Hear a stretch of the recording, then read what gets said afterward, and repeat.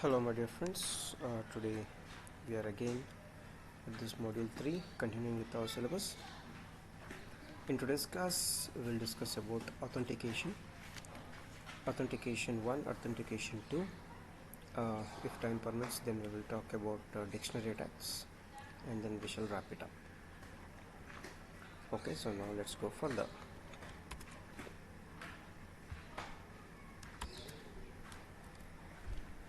What exactly is authentication?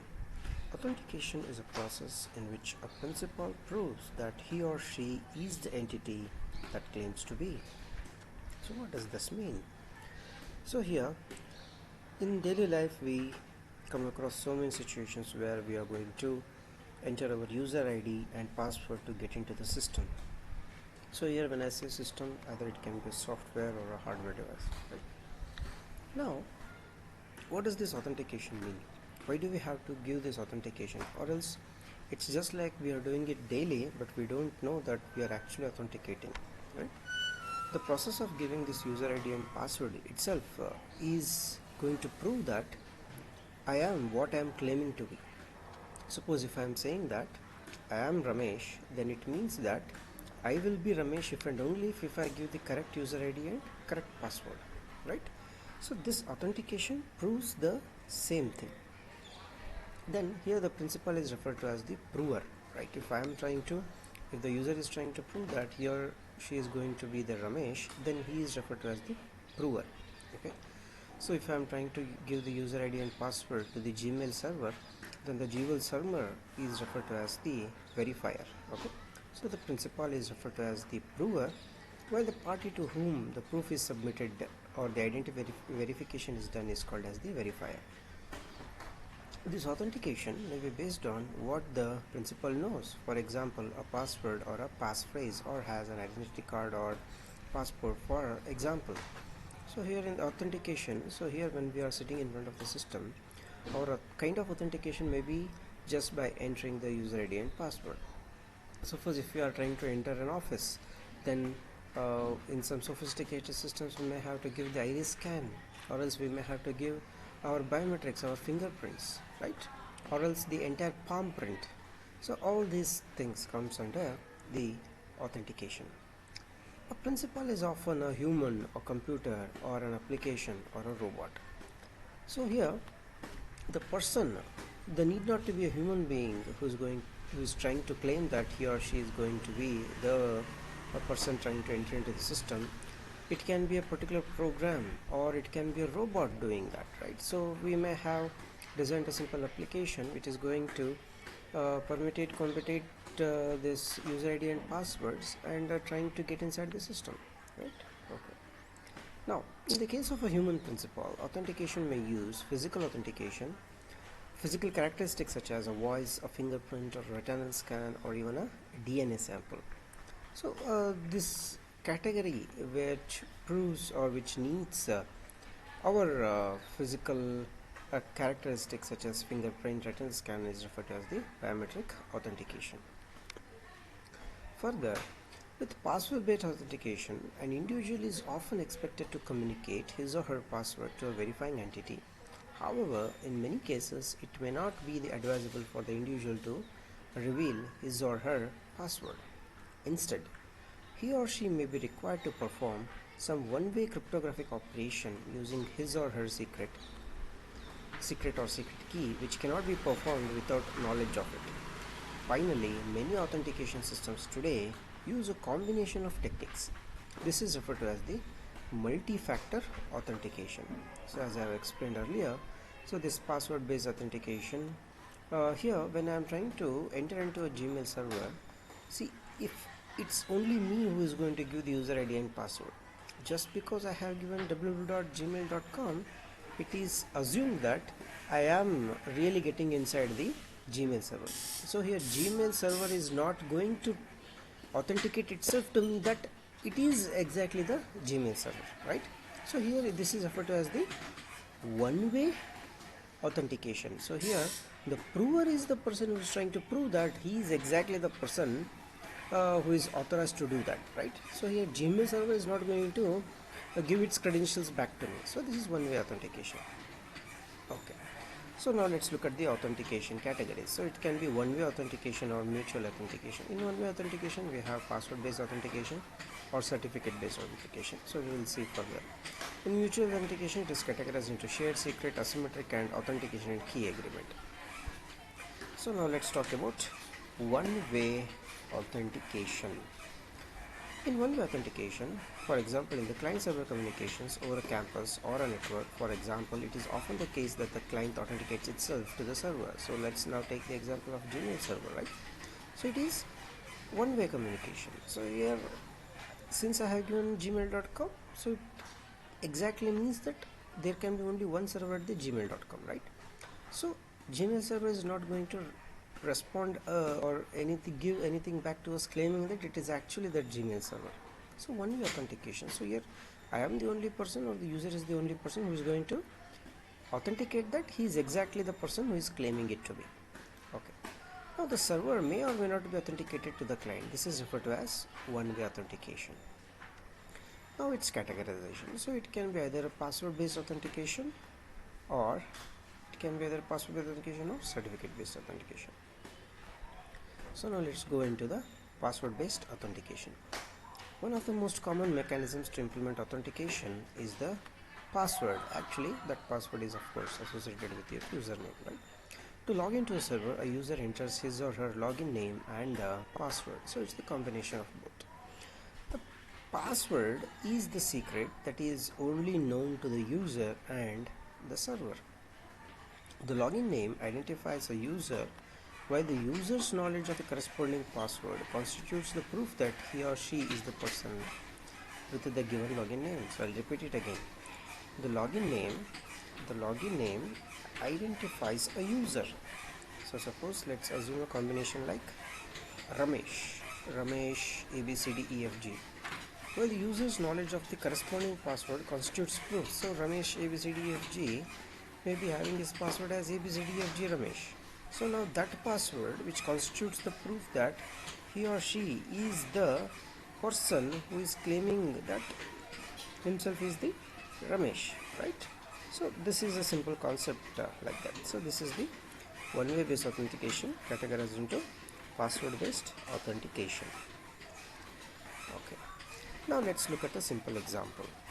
So here, the client is trying to communicate to the server with the credential login name as the alka and his password as some characters with these special characters like the comma.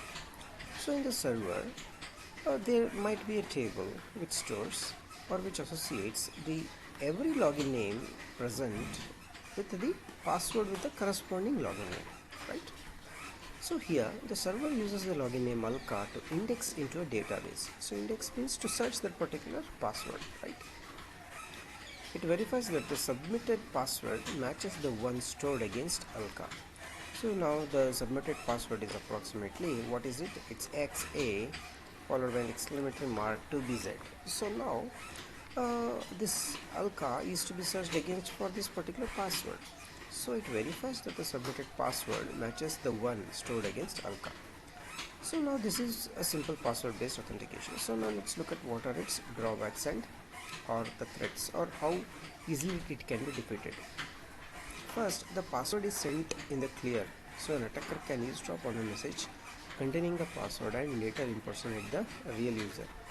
So mind it, my dear friends, so we are talking about an era where the user ID and password which is sent over the network is not encrypted. Okay, so as it is clearly visible here, right? So password is XA exclamatory mark, so it's not an encrypted one. So it goes back into the initial era of computer science, where the user ID and password were just communicated as they were, right? Okay. Now the second point is that the passwords are stored in unencrypted form in a file or the server. So as you can see, the XA exclamatory mark to BZ, what the thing which is stored against the alka, it is stored as it is, right? So it's not encrypted at all. So when the user sends that user ID and password, that point also it's not encrypted, and while it is being stored in the database, then also it's not encrypted. Okay, so that's what the point here is. Now if an internal attacker obtains access to that particular database and all password stores on that server could be compromised, or that can be a threat, right? So this is the password based authentication. Now let's look at another scenario. So here the client server communication where the login name Alka, now it is associated with the password. So here when it says h of pw, then it means that it is cryptographic hash of the password. So now the password is not sent as it is. The client application used by the user is going to find the cryptographic hash of that particular password, and that cryptographic hash is being sent to the server. Now for every login name, the server is going to store the cryptographic hash of the password instead of storing the password as it, right? Now let's look at the same thing. So here the cryptographic hash of the password is stored on the server instead the password itself. Also, the login software prompts the user for his or her password and computes its hash when it is transmitted. So mind it, my dear friends, here the calculation of cryptographic hash, it's not the overhead of the user. User is going to enter his or her password itself, but the client software, so what we call it as the browser, and the system which is used by that browser, the technique which is used by the browser, it's his task to convert this password to its cryptographic hash. The one-way property of the cryptographic hash helps prevent an attacker from deducing user passwords from information in the password file or from communications on the transmission line. However, an attacker could snoop on the communications between Alka and the server and obtain the hash of the password. Further, he can later at a point in time replay it to the server, thus impersonating Alka. So once this happens during the first time, then the server will have no means of verifying that it is the Alka who is sending this particular password. But here the task of the server is to receive the user ID and password. But here the server is not trying to get the information on who exactly is sending this particular information, right? Such an attack in which one plays back all or a part of one or previous messages with the intent of impersonating a legitimate user is referred to as the replay attack. So here the eavesdropper will get inside the network. Once the user sends the user ID and password, he hacks that network, he grabs that user ID and password, and instead of presenting it to the server as it's going to be the Alka's user ID and password, now it's going to be the eavesdropper's user ID and password. Okay, so this is the simple example of what exactly a replay attack can be. Now we will go into another concept called as challenge response protocol. Now let's see what exactly is this challenge response protocol. An effective strategy where to destroy a reply attack is for the verifier to offer a fresh challenge to the prover. So here I repeat, an effective strategy is to thwart or to destroy a reply attack is for the verifier to offer a fresh challenge to the prover. That is, server is going to throw a challenge to the prover just to know that he is exactly the same person whose documents or details are to be saved on the server. In response, the client does not communicate its password but rather proves that it knows the password. So here the client is not going to reply back with the password, but it's trying to communicate in some manner which proves that it knows the password. Okay, the server is thus able to verify whether the client is genuine or not. The freshness of the challenge requires previous response to answer the current challenge. Such an authentication protocol is commonly referred to as the challenge response protocol. This means once the client sends the user ID and password, the server now at this point of time will try to verify that is it actually the client who is trying to send this message. If eavesdropper get inside this particular network, then he might respond with the password. If he responds with the password, then the server will come to know that it's not the actual genuine person. Okay. Now let's look at these different schemes one by one. Okay, so now let's look at the image A. So what is exactly happening in the image A? In the first message, A conveys its identity. So now E is trying to prove to the B who is exactly the server. Okay. Now the second message contains the challenge from the server. The second message contains the challenge from the server. The challenge is a random number called as a nonce, that is number used only once in the security field. The third message, so the message which is being named as the third message is the client's response.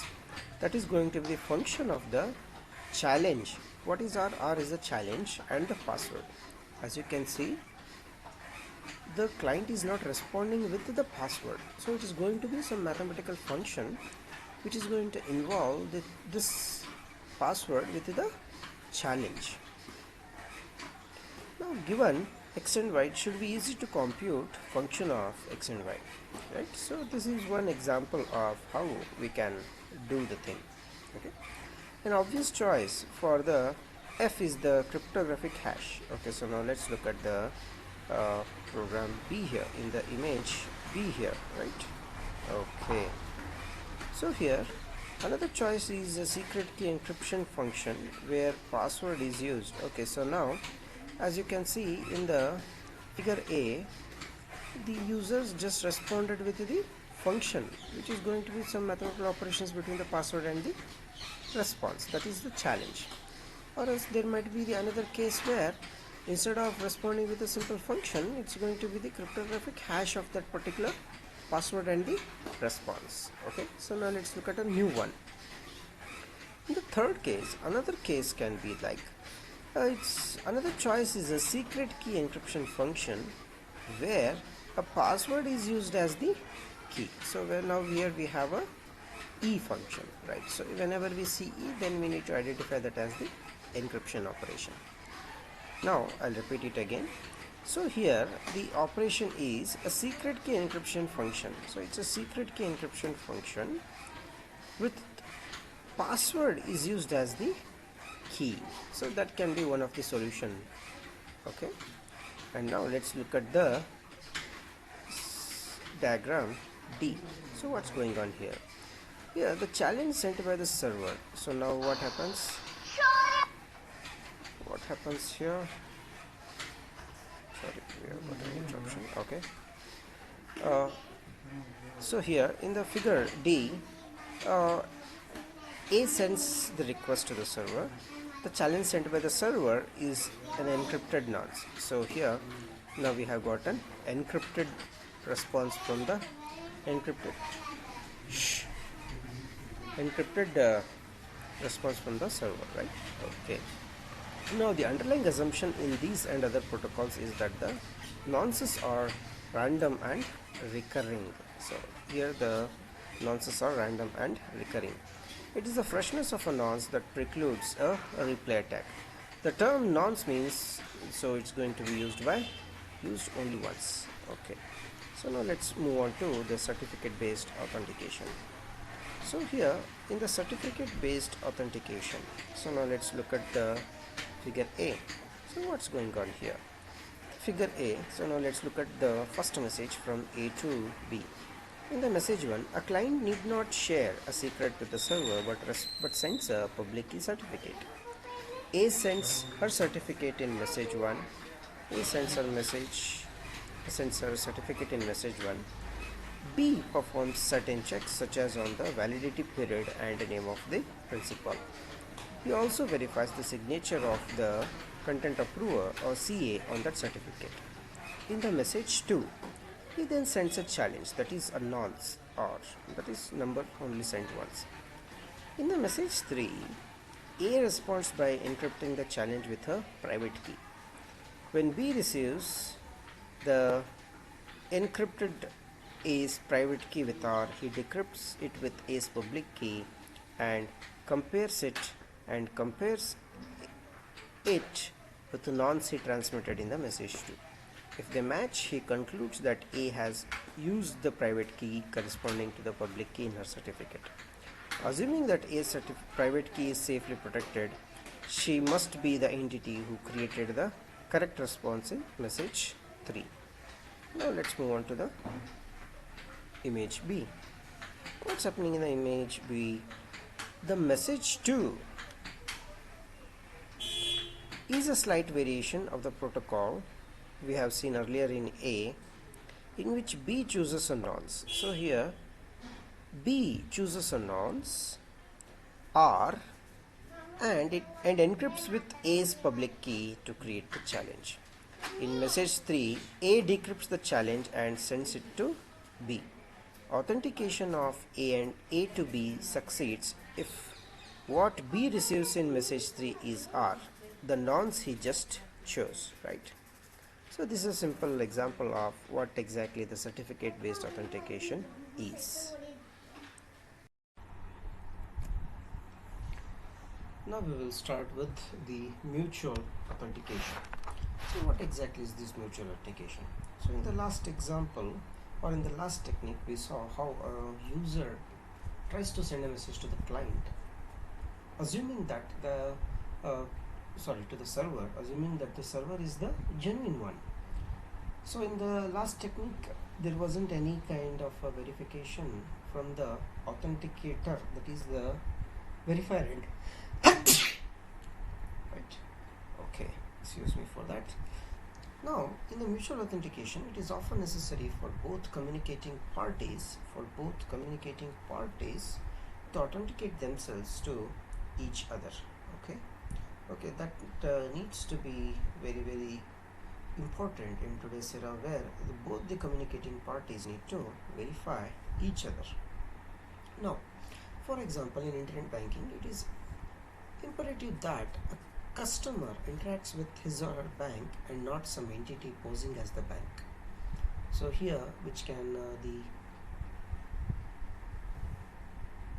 communication, which needs to be very, very secure, or else it may lead to the catastrophes like the internet banking. It is very, very necessary that a customer interacts with his or her bank and not some entity posing as the bank. Likewise, it is important that a bank to verify the identity of the customer. So the bank needs to maintain the balance of the documents of the individual customer, so that it doesn't gets conflicted with any other person. Okay. Now let's look at a couple of techniques which are used in this secret-based authentication. Okay. So here we are going to come across some couple of techniques in the mutual authentication. So now let's look at this figure where A tries to communicate with B. So we'll talk about this first image. In this message 1, A communicates its identity A and its challenge in the form of a nonce, that is RA. In the message 2, B responds to the challenge by encrypting RA with common secret key K that A and B share. B also sends its own challenge RB to A. In the message 3, A's response to B's challenge in the third message appears to complete the protocol for mutual authentication. So there are some flaws in it. So now let's try to overcome with the second diagram. Okay.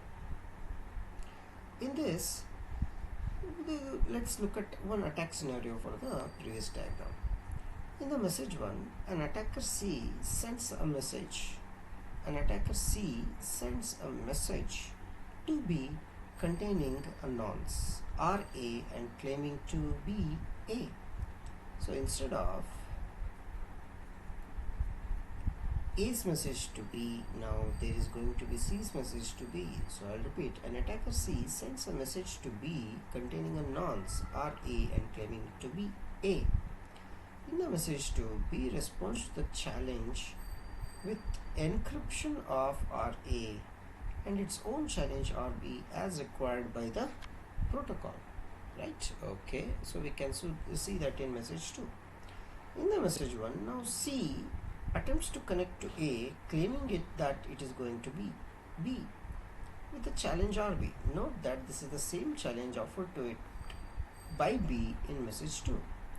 In message 2, A responds to the challenge with encryption of B, encryption of RB, and a nonce of its own. In the message 3, C uses A's response, that is encryption of RB, to complete the 3-message authentication protocol with B. So this is one example of what's going to be the shared secret based authentication, right? Okay, so now let's see another technique. So here we will name this as parallel session attack. What is this? In the parallel session attack, what has the attacker C accomplished in the previous example? C has successfully impersonated A to B. So it means that when A tried to communicate with B, A was interrupted by C, and now C has impersonated A to B. In the message 3 was required to complete the authentication of C, right? C initiated the authentication protocol with A, presenting to A the same challenge it has received from B. A's response to the challenge in message 2 was used by C to convince B that it was A that was trying to establish communication with him.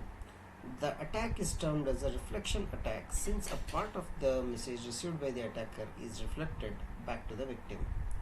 In this case, the reflected message fragment is encryption of RB. This attack is also referred to as the parallel session attack. Okay, so here we can see the corrected protocol. In this corrected protocol, that's what you're trying to see now. The protocol might require the responder to encrypt his challenge, while the initiator would be required to decrypt her challenge. So this means encryption of both RA and RB takes place here. So this becomes the correction of what exactly is the flaw happening in the last attack. Okay, so let's move on to asymmetric key based authentication. What's happening in the asymmetric key based authentication? Here we assume that both A and B have public and private key pairs. So here we need to have a certificate authority which is going to provide the public and private key pairs, right? Okay. The notation MA means message M sent together with A's signature on M. So I repeat it again. When M of A means that the message M sent together with A's signature on M. Now let's look at a simple diagram. So in this diagram, each party transmits its own nonce and challenges the other to sign it. Okay. Now in this diagram, it shows mutual authentication using public key cryptography, that is asymmetric based authentication. Message 1, it is the identity of A, challenge sent by A, which is RA and A's certificate. In the message 2, the string obtained by concatenating RA, RB, signed by B with B's certificate. In the message 3, RB is the challenge signed by A, encrypted using A's private key. Okay, so you need to go through this particular diagrams again and again with the messages as if two parties are being communicated. Then only you will be understanding this. Okay, now the next one. In this diagram, the message 1, A initiates communication with C, sending the challenge RA. In message 1, C initiates communication with B using the same nonce RA. In the message 2, B responds to A's challenge and includes a challenge of its own, RB. In message 2, C responds to A's challenge and uses B's random number, that is RB, as a challenge to A. Now in the message 3, mind it my dear friends, A responds to C's challenge, which was actually generated by B. So C is trying to impersonate here, right? A responds to C's challenge, which was actually generated by B. A thus completes the mutual authentication protocol with C. That is, in message 3 dash, C forwards A's response to B. Okay. So this is a simple example. Now in this diagram B, the message 1 dash is sent by C, which includes A's identity and attempts to convince B that A intends to talk to him. B responds to what appears to be A's intention to communicate with him. Now, in the current scenario, A may not wish to communicate with B and is not aware that C is attempting to do so on her behalf. Thus, only after B receives message 3 dash, he feels A intends to communicate with him, since message 3 dash contains her signature and a nonce chosen by him. So this is a simple example of attack on flawed protocol. I hope you will replay it again and again to understand this one. Okay. See, actually in the usual classes we could have done this by role playing, right? So we could have made one of you to be A, B and C. Now, but since it's the different situation, you are expected to practice this particular communication. Now let's look at the corrected protocol.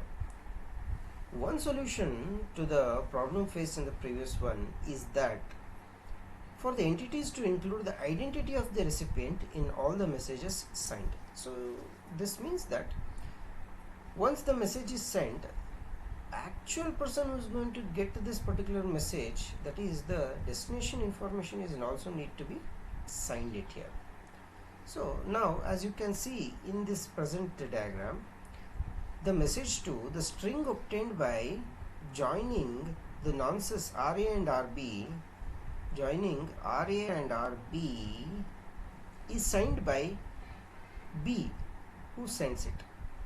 This means that it's encrypted using B's own key, that is B's private key. In the message 3, RA is the challenge provided by B and signed by A in response. That is, it means that it's encrypted using A's private key. So this becomes the corrected protocol.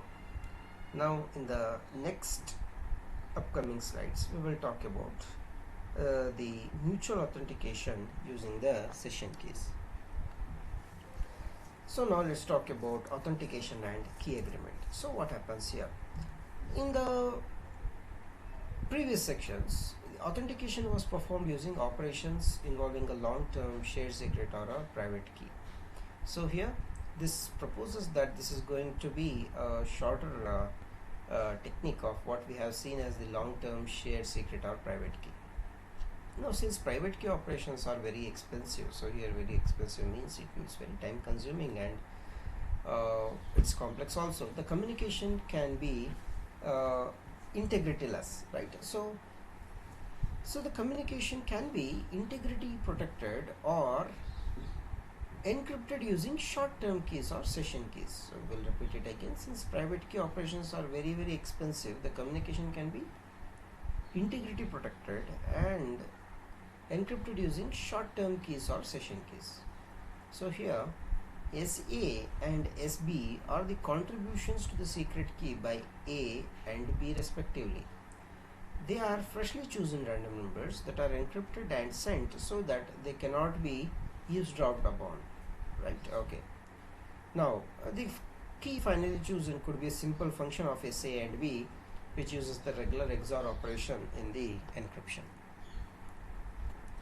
Now let's look at this diagram which uses secret key cryptography. So we know about secret key cryptography, right? So the key is only known to the person who is trying to encrypt it. So this needs to be communicated well before the communication happens. Okay, so now what exactly is this secret key cryptography? So now let's talk about that. So in the previous key, using the secret key cryptography, and this is using the public key cryptography. So now what's happening in the secret key cryptography? Here in this diagram, as you can see, one is trying to communicate to B using this message A and the RA, and in the message 2, the encrypted key with the RA and with the encryption of RB and SB. So SB, what is SB here? So SB are the secret key of B. So in the message 3, RB and encryption of SA we can see. So here, once A receives the encrypted form of B's secret key, it responds with RB, that's nonce, and encryption of SA, that is encrypted key of A's private key. Now let's talk about public key cryptography. So in this diagram, where we can see A is communicating to B with A, B, RA and A certificate. So here we have to talk about A certificate because this is public key cryptography. And in response to this, B communicates with A, RA, RB, encryption using A's public key, right? Encryption using A's public key, because A is going to decrypt the same with its own private key, right? Encryption using A's public key. What's being encrypted here? Since B is sending this, B's secret key is trying to be encrypted with B's certificate, right? In the third message, B along with RB, since it is being originated from A, is going to encrypt this using B's public key. And what is he going to encrypt? He is going to encrypt his or own secret key, that is SA, right? So this is the public key cryptography. So this is the public key cryptography. Fine. Now let's look at the next diagram, which deals with the timestamps. So here we have shown TA and TA plus 1. This prompts us to know more about timestamps. So what are these timestamps? So timestamps, the use of nonces were introduced to prevent replay attacks. So number used only once, so the nonces were introduced to avoid these replay attacks, right? Basically, each party generates a nonce, that is A and B generates a nonce, which is used as a fresh challenge to the other party. The recipient is often expected to sign or encrypt the challenge using a secret known to only the recipient. The key idea here is the freshness of the nonce. If nonces were reused, the response to the challenge could be replayed from a previous session. An alternative to nonces are timestamps. What are these timestamps? Ideally, by securely stamping a message with the current time. So now, initially we used to send only the message, then we tried to encrypt that using the receiver's public key. Now, even after doing that, now we are going to append the message with the timestamp, right? Okay. Now, ideally, by stamping a message with the current time, we convince the receiving party that freshness. So if the timestamp is the latest one, and if the time is greater than the previously communicated message, then it automatically means that it's going to be the latest one. Now, the image which you are seeing as used timestamps in conjunction with the public key cryptography. So whatever we saw in the last example, and the same thing is being used with the another attribute in the communication, that is the timestamps. In message 1, A inserts a timestamp TA in the message and signs it. B, on receiving the message, checks whether the timestamp is sufficiently recent and then verifies it with the timestamp signature. Then he increments the received timestamp, inserts its inserts it into his response message to A and signs the message. Now here a message is being encrypted with the public key of the receiver. If the clocks maintained by A and B are synchronized, the timestamp in message 1 signed by A convinces the B that the message was freshly created by A. The timestamp implicitly serves as A's challenge to B. So this is what a timestamp can do.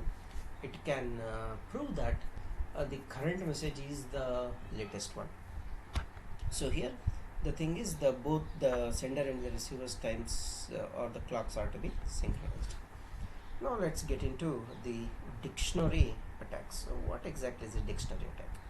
Dictionary attack is like trying to crack a connection or trying to guess a password with the raw data we have. For example, if I'm trying to impersonate Ramesh and if I'm trying to track his password, I may enter his or her date of birth, or maybe like he might have given the password as his favorite actor.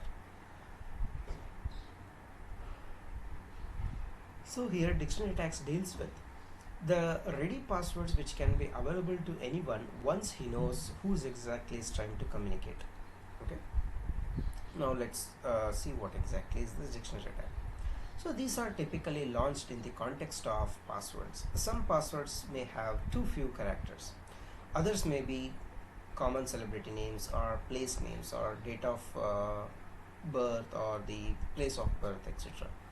Some individuals use the permutations of characters in the names of their near relatives or friends so that they are easily memorizable. Based on such clues, an attacker can build a dictionary of strings. Dictionary is just like a combination of strings which are potential passwords of his or her victim.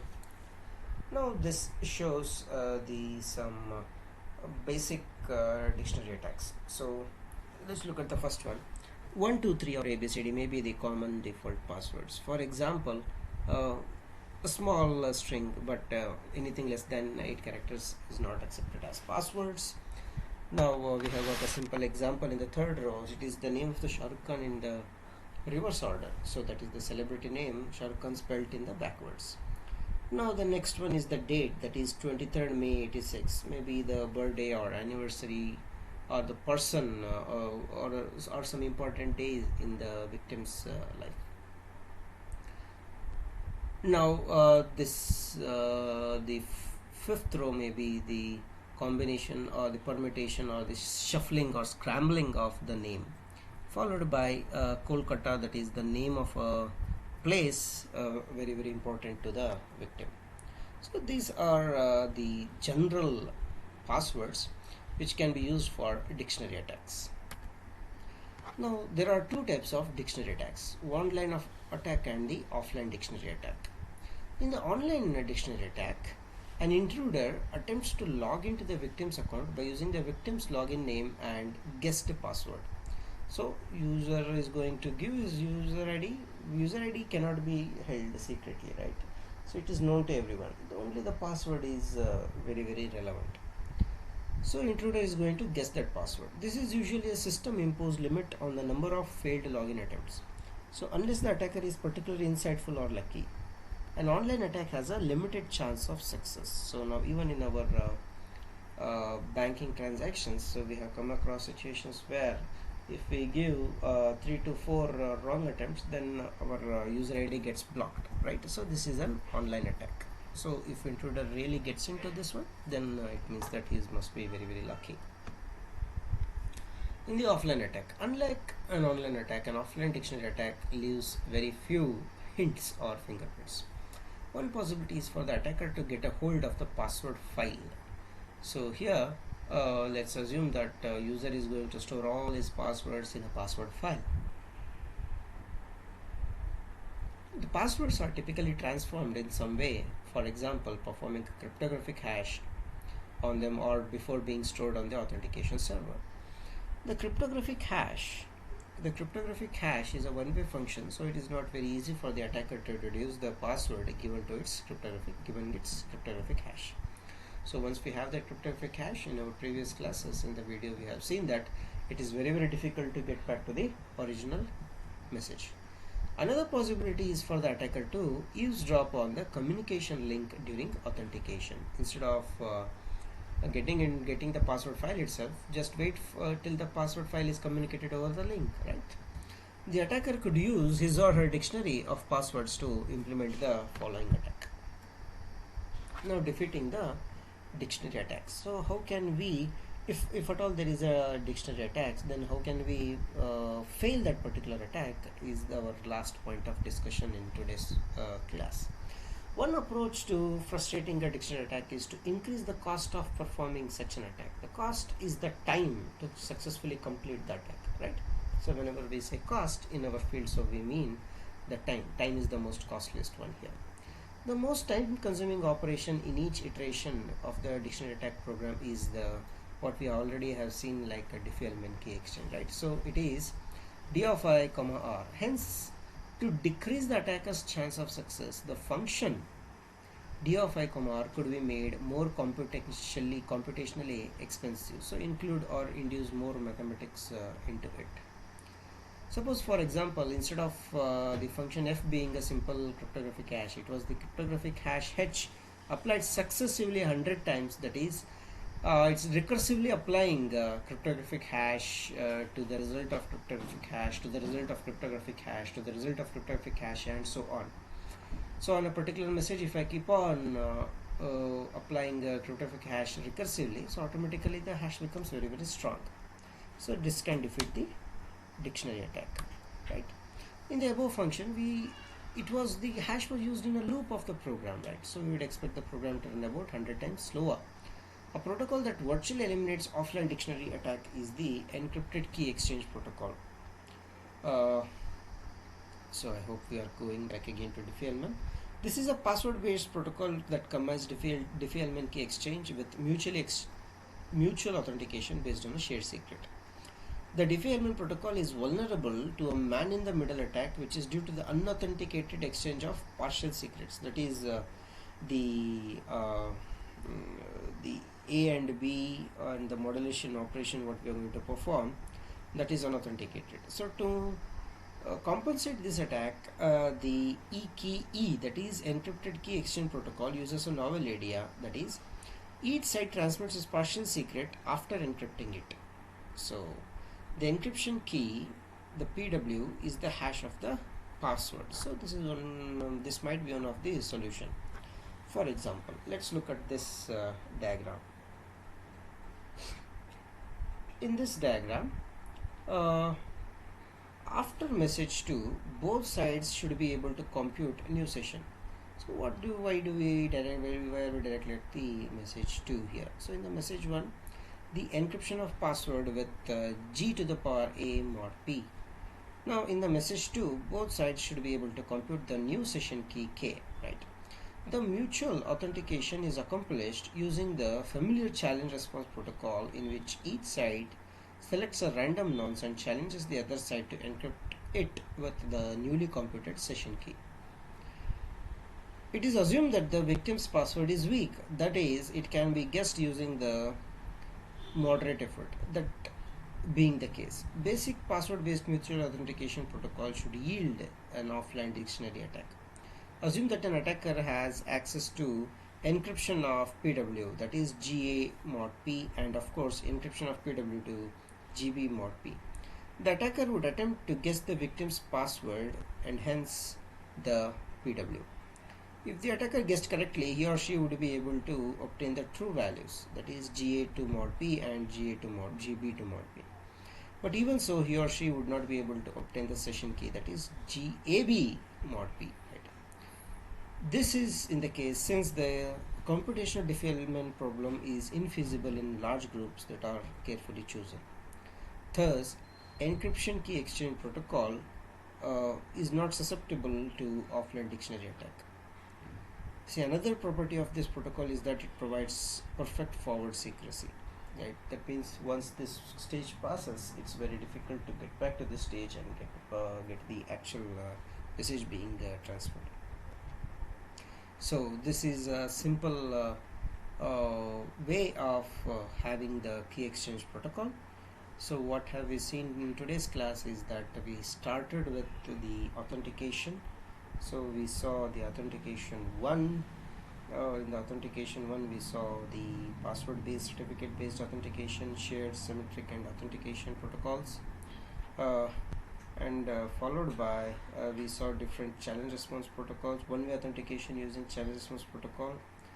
We saw that using couple of diagrams. Okay, so this is authentication part 1. So in the next class we will start with the authentication part 2, followed by Needham-Schroeder protocol. As you can see it, my dear friends, so this can be very easy to understand once if we impersonate. Okay, so now we have the way of explaining this diagram. So I hope you will find the answers, go through this video again and again, and follow the documents sent to you. Hopefully we will meet again with the authentication part 2. Thank you for joining.